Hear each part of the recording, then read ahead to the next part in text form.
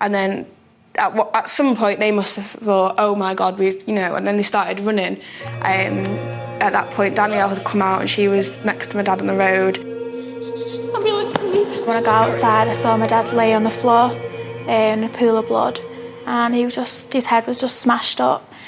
His eyes were all bulged up. He was just full of blood everywhere. Just motionless, just lying on the floor, very cold, sleep, no features whatsoever to him, just really cold, blue in the face, and obviously blood as well. So, yeah. Garry! Garry, come on, wake up, mate. Garry! Amy had gone in to get my mum, and my only instinct was, my dad's going to be fine. He's fine. It's my dad, He'll get through anything. He'd already got through cancer.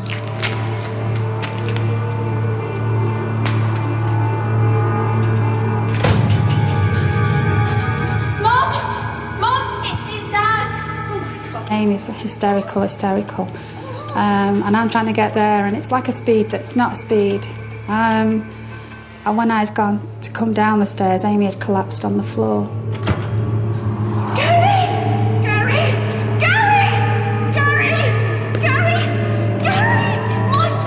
As soon as I stepped out on the doorstep at the bottom of the drive, that's when really our world collapsed fully. Couldn't run to get to him at all because I've got plates in my leg. And the first person really I saw was Zoe, telling me not to come near. And as she says that, I look on the ground, and Gary's not moving. He's laying on the floor.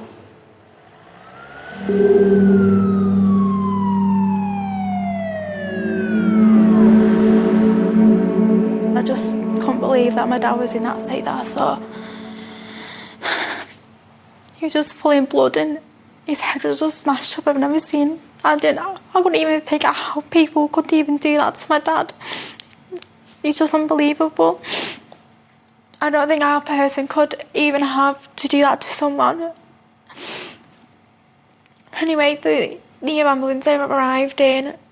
At this time, the paramedics told me to move away and so they could carry on with my dad. Once I'd got my head sorted, I was realised what had happened. So I immediately ran out and then found Mum crying on the curb, hysterically, and then the ambulance door was open, so I looked round it and my dad was just lying there, and then ambulance people were attending to him. And then I knew then that it was bad because the ambulance person shut the door on us. I've never seen, even on TV, doing casualty, I've never seen how much paramedics were working on my dad that night. They were doing absolutely everything, and it got that bad that they had to shut the door on me and wouldn't let me carry on seeing my dad, the work they were doing, and that's when my dad went to hospital.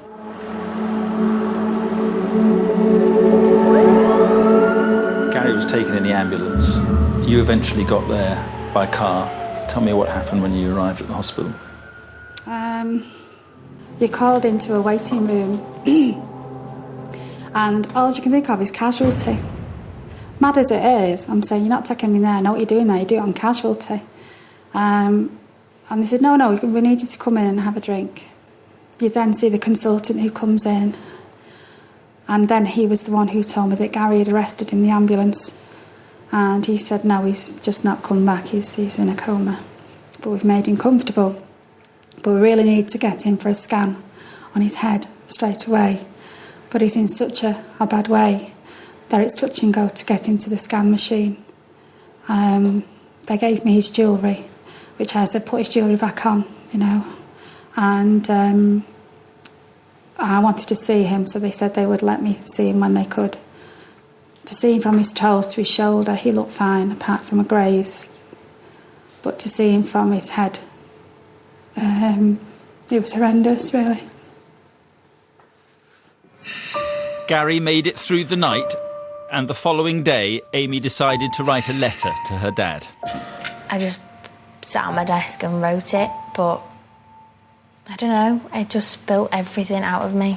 And Because I didn't know how... Because really it was my goodbye letter. In case, I didn't get to say goodbye.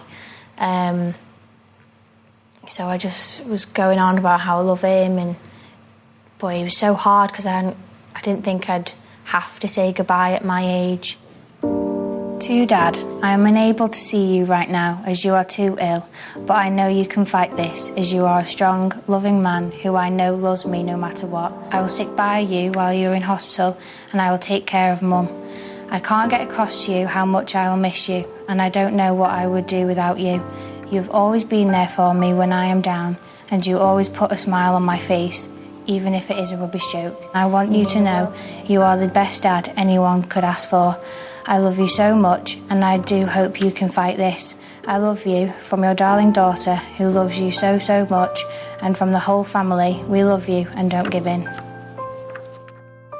And then what happened after that? You had to wait for those terrible hours, I suppose. I just wanted him to wake up. I nagged him, actually. I said, you fought cancer, you fool. Just wake up, pull yourself together, don't be beaten by this. And we just waited through the night. As it became clear their father wasn't going to make it, each of the girls reacted in their own way. Up until that point, I hadn't really cried, and because Danielle and Amy, they were upset all the time. My mum was really weepy, and everyone was in a state of shock, and I just didn't know how to act. And the second I saw my dad in the hospital bed, I just broke down crying, and I couldn't. Amy and Danielle were there chatting away and holding his hand and giving him hugs and kisses, and I couldn't even stand near the bed.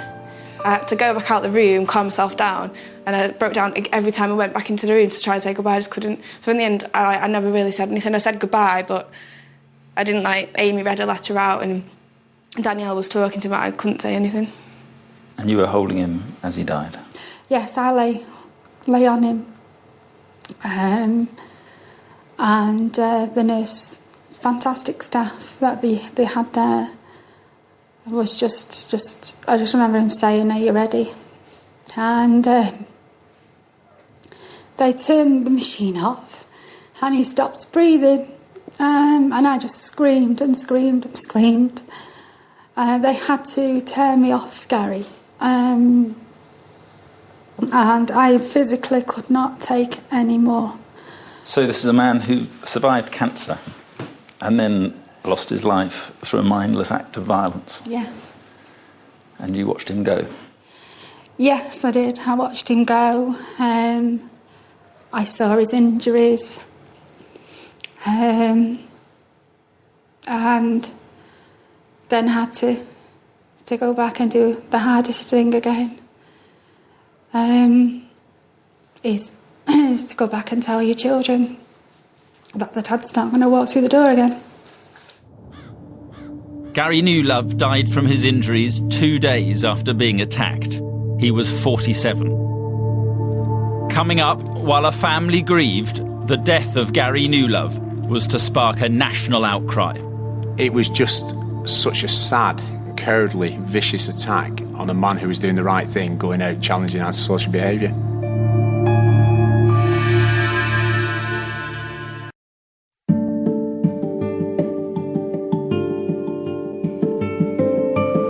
The death of a father murdered for challenging yobs for their antisocial behaviour horrified the country. In life, he had been an unassuming family man. In death, a symbol of a broken society.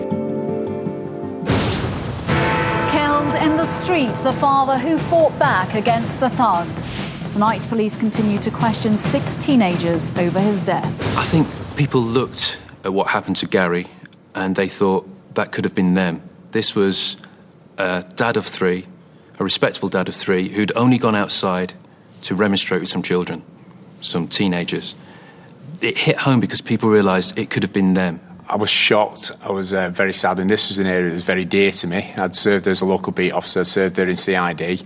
I couldn't quite believe this had happened within the policing area that we had. It was just such a sad, cowardly, vicious attack on a man who was doing the right thing, going out challenging antisocial behaviour. The family obviously were absolutely devastated. you know, so much so that you would probably describe it as almost hysterical. Those first few days were very, very dark, I think, for Helen and the girls, and I think they only coped because, you know, they have got such a close family. The next morning I went to see Helen and the family at the home address. It was difficult. I can still picture, I've never seen so much devastation within a room. There was upset, there was distress, the children were obviously very upset. And I spoke to Helen, and I can remember my first reaction as a human being was to say sorry. It was an ordinary street, it was an ordinary family, but it was also about an ordinary guy who'd gone out trying to protect his family in a way to remonstrate with local youths, and the sort of dilemma that lots of people face when they hear about things or see young people misbehaving or involved in crime, what to do, whether to actually intervene. The police were quick to make breakthroughs. The police were immediately called to the scene, and the youths ran off from the Station Road area up to the shops at Fernhead, Insall Road shops. And there's a PCSO on duty there who stop-checked two youths, a lad called Stephen Sorton and a lad called Jordan Cunliffe. He spoke to them and he noticed that one of the youths was only wearing one shoe, and he told him that he'd left a shoe behind in Valiant Park. The other youth wasn't wearing any shoes. When further up police officers attended the scene, then we found a shoe that was lying by the side of Garry Newlove's body, which immediately drew our interest to these two youths. And subsequently, intelligence checks were made, and we visited their address, and they were in the address, and they were subsequently arrested and taken to the police station. A third suspect was 19-year-old Adam Swellings. He was already well known to police and had several convictions for violent assaults and antisocial behaviour. We knew the following day that Swellings had been with them, and at that particular time we didn't know where he was. We tracked him down and arrested him on the Monday evening. He was at Crewe at the time, and was brought to the custody suite late on Monday afternoon. Had you been drinking that day? Did you cause any damage to any of the cars on the Station Road? Obviously, at the early stage of the investigation, I established that these guys were going to probably put forward that they weren't of a violent disposition. So it was important for us to identify that they were and to be able to paint an accurate picture of their behaviour, not only on that particular evening, but over the weeks leading up to the assault. And there was a consistent pattern of these youths being involved in consuming large amounts of high-volume alcohol, such as cider, and then engaging with any person who they met within the community who dared to speak to them or anyone who dared to disrespect them, I think is the word that they used. I think one of the words used was he was disrespectful. Yeah. Although police seem to have detained the suspects quickly, there were criticisms that the force had not responded firmly enough to earlier complaints from residents. During the months before the attack, locals had become more and more concerned about the behaviour of these gangs. There was some criticism of Cheshire Police at the time, and rightly so. These boys had been in the area many times before, and neighbours had complained about them, and they'd called the police, and they felt that very little was being done. Now, the police, to be fair, did have their hands tied to a degree, and this was a problem across the country. But that didn't change the fact that Garry Newlove had died at the hands of some yobs that the police had been aware of in the past. In fact, Adam Swellings had only been released from jail on the morning of the attack after pleading guilty to a violent assault on another man. He'd been bailed by magistrates against police advice, with the condition that he stayed out of Warrington. Stephen Sorton, 17, had a previous reprimand for assault, and Jordan Cunliffe, 16, was known to police for shoplifting. But while the police interviewed suspects and built up a better idea of what had happened that night, a family was grieving. So, Helen, how as a family did you get through those first few days after the attack? It was a bit of a whirl. I didn't sleep. My sister was really concerned because I wasn't sleeping. And the local GP came out and gave me some tablets, which I didn't really want to take. I slept with Gary's T-shirt. I just kept smelling his pillow. And we just kind of functioned in a robotic way, really, the girls and I. You feel you're going to wake up